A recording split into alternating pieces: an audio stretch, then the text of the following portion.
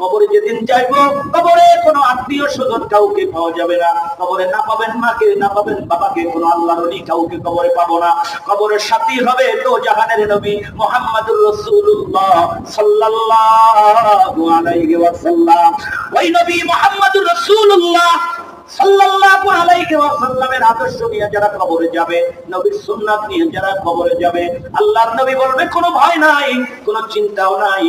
নবী বলবে আয় আয়, আমি নবী থাকতে তোদের একটা উম্মতকেও আমি জাহান্নামের আগুনে ছেড়ে দেব না। সুবহানাল্লাহ বলেন। আচ্ছা বলা মুরগির পরে যখন সিল থাবা মারে, মুরগিটা পাগলের মতো হয়ে যায়।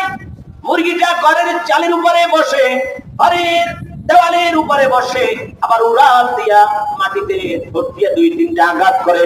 বাচ্চাদেরকে বলে আয় আয়, তোদের ভয় নাই, আমি মা থাকতে তোদের একটা বাচ্চাকেও সিলের মুখে ছেড়ে দিব